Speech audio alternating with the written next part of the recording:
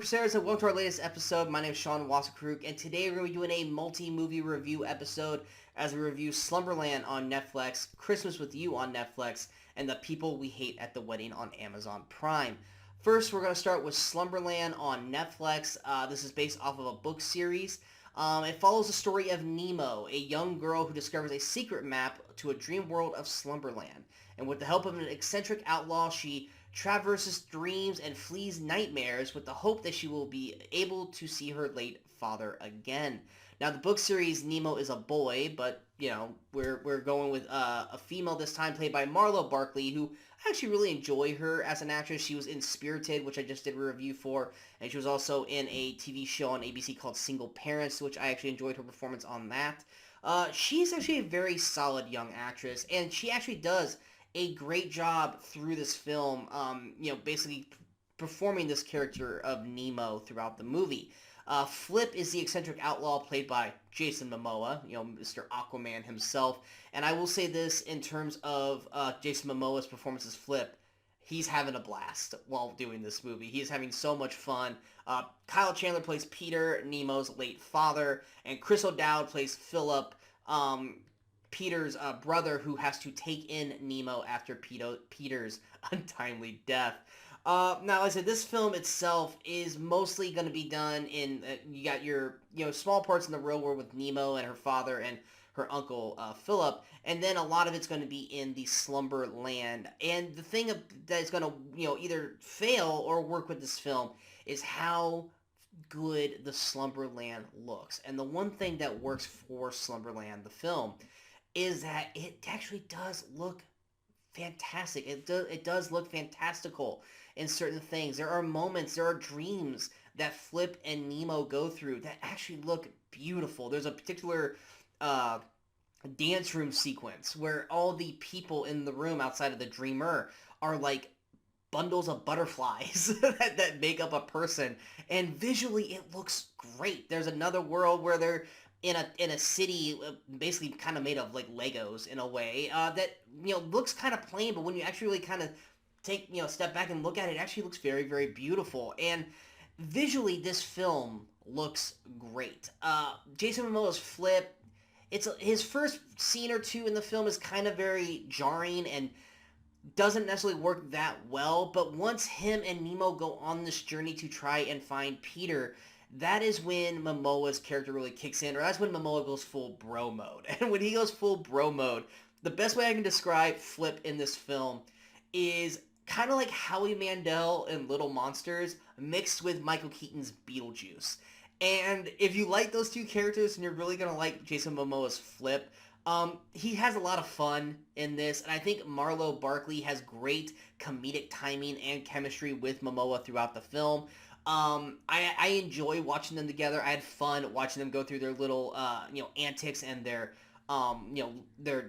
travels and their journeys that they go through. While Agent Green, played by, I'm going to say this name wrong and I apologize, Runchi Upa?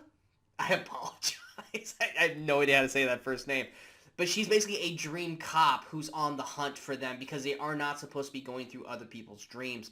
But it's a unique approach and it's a unique story, and I really, really liked it. But what really makes Slumberland work for me, outside of just cool visuals here and there, is that the actual story of loss for Nemo losing her father, and even Philip, played by Chris O'Dowd, who lost his brother, is actually very, very prevalent, and it actually does take the story front and a lot of points in the film, because that is the driving force of this movie, is that Nemo is trying to find or get to see her father again, and Philip is dealing with the loss of his brother, who he looked up to. There's one particular moment in this film where Nemo and Philip actually talk about Peter and talk about what Peter meant to them, and it actually was a beautifully well-directed film. It was beautifully well acted by Chris O'Dowd and Marlo Barkley, and it actually got me a little choked up because it was really, really well done, and the stakes were there for these characters throughout the film. You understand why everyone's doing what they're doing, and you follow this journey that they go on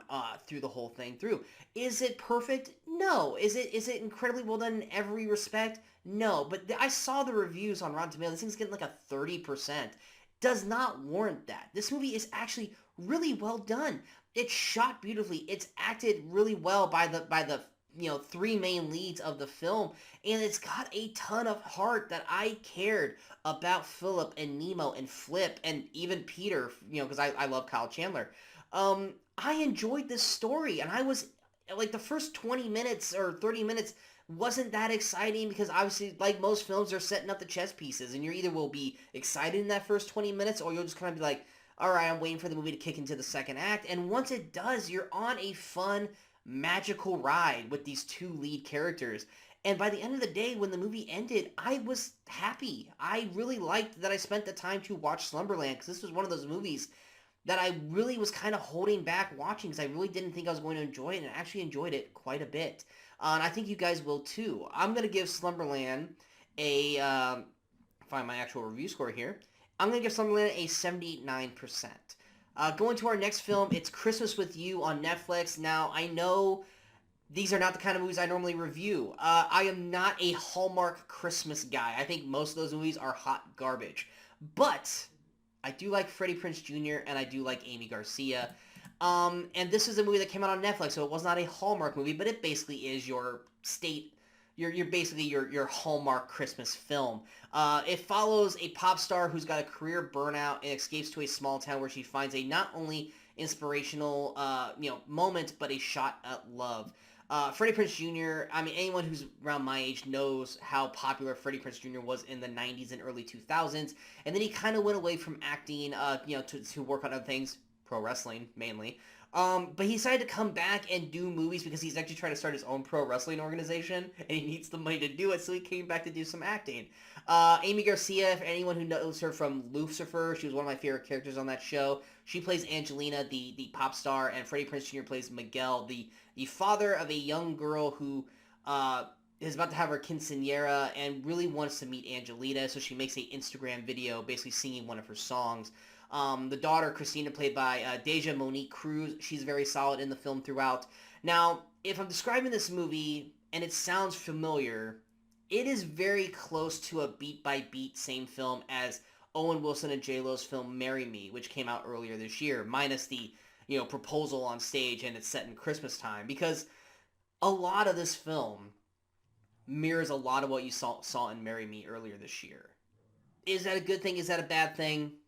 I'll leave that up to people, because when it comes to Hallmark movies, all 100 Hallmark movies they make every year are all relatively the same, aren't they? But for me, I actually enjoyed this one more than Marry Me with Owen Wilson and J-Lo.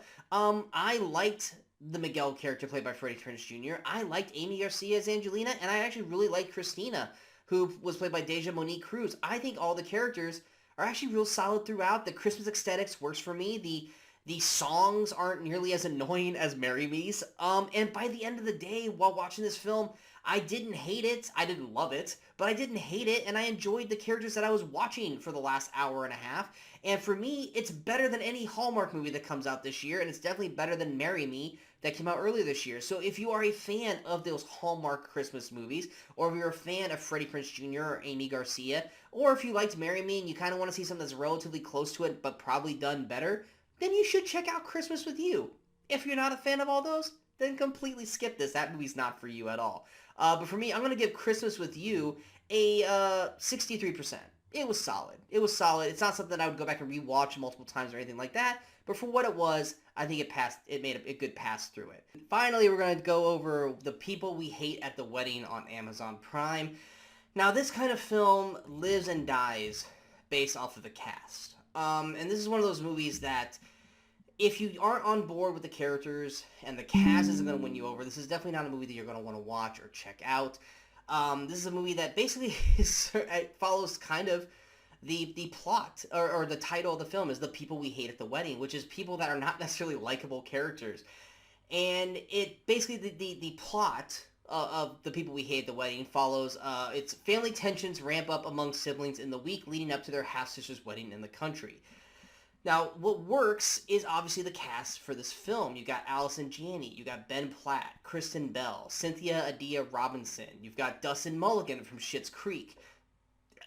A lot of these people are very fun, likable characters, but they're playing characters, not all of them, but most of them, are playing very unlikable characters. I will say the first 30 minutes, maybe even 40 minutes of the film, you're mostly following Ben Platt's Paul and Kristen Bell's Alice, and they're kind of just in ruts in their lives. They're with, shitty boyfriends who basically don't treat them really well, and they're not necessarily really likable people. They both kind of talk, they talk shitty about their mother, Donna, played by Allison Janney. They talk shitty about their half-sister, Eloise, played by Cynthia Adia Robinson, who's from Donna's first marriage, who was married to a rich English guy, and she lives in London, and they have to travel to London for her wedding. And it's basically Ben Platt and Kristen Bell, who are funny together. They got great chemistry as a brother-sister combo. But just them kind of just shitting on everything and, treating Donna and Eloise bad. And it's like, if you can get through that stuff, then you can get on board to when the actual story really starts to kind of unfold. And it kind of takes about halfway through the film for the kind of you to get over the hump and then start kind of going downhill with the way these characters are going. And their characters start to kind of open up and become stronger characters and likable characters, and the comedy really starts to flow through a little bit better. And I know that doesn't really sound great, but the story in the first half is still very solid, and it's still fun, just not necessarily likable to a point. But once you start to get into the thick of the film, a lot of these characters really start to take time, and this is kind of a kudos to the script, is they really do take the time to develop Paul and develop Alice and develop Donna and Eloise and add layers to their characters that kind of explain why they act so shitty, why are they so miserable, why do they have these issues with these other characters. And while maybe the execution of why they're doing what they're doing is not that great, you do kind of understand why they act the way they do and why they treat people the way they do, to the point that they aren't necessarily likable people. They're just very damaged, and they are trying to mend the pieces and try to help fix themselves by the end of the film. And it's rather kind of an enjoyable ride once you get the full story, once you get the full picture of what these characters are. Allison Janney as Donna, she's kind of playing a more reserved role than what Allison Janney normally plays, and she actually does it really well. Cynthia Adia Robinson, I am not normally a fan of her performance. I think she's fine, but I actually really liked her performance as Eloise in this, as a character who basically thinks that she has been living two separate lives. Her lives with her family, with Paul, Alice, and Donna, and then her life in England. And yes, she does have money, and she just wants to be closer to her family that she actually really loves, even though they don't feel the same way. Paul's character, played by Ben Platt, he is... I think I spent a little too much time on Alice and Paul. Just watch the movie with those characters, you'll find out. With Donna, she's just a woman who just wants to, love her kids and wants her kids. She's a mother. She wants her family to be close. And it's one of those things where, like I said, the story is, while it doesn't seem like it's going anywhere in the first half, it really does kind of pick up speed and actually becomes stronger as the movie goes, as well as its characters. And by the end of it, I actually enjoyed the film, and actually would recommend the film if you're a fan of Kristen Bell, Allison Janney, Ben Platt, Cynthia Adia Robinson, or my Shit Creeks fans, Dustin Mulligan is actually really good in the film as well. You just kind of have to get through that first act, almost 2.5 acts, where you really start to develop these characters a little better and understand why the characters are the way they are. I'm going to give The People We Hate at the Wedding a 74%. I hope you guys enjoyed these reviews. If you guys did, go ahead and hit that like, share, and subscribe button to the channel so you guys stay up to date with all the latest videos pop up on the Movie Crusaders. And of course, I'm going to follow us on all the social media outlets you see below. Reviews for The Menu, Spirited, Disenchanted, and then of course the reviews you have right now are all on the channel currently. This is obviously Thanksgiving week, so happy Thanksgiving to everybody. We got many movies that are coming out here in the next 7 days. As soon as I can watch them, because I work retail, sadly, it's hard for me to get the time to watch all these movies, but when I do watch them, I will have reviews for them all out on the channel. So we got a lot of reviews coming down the pipe. Also, Brian Michaels and myself will be back shooting a Marvel MCU phase show, where each episode we will talk about each phase of the MCU, ranking our favorite moments, our favorite scenes, performances, rankings, all that kind of stuff. So we got plenty of that coming as well as all of our end of the year things that we do at the end of each year for the Movie Crusaders. So we got plenty of videos coming. I hope you check them all out. And until next time, in case I don't see you, good morning, good afternoon, and good night, Movie Crusaders.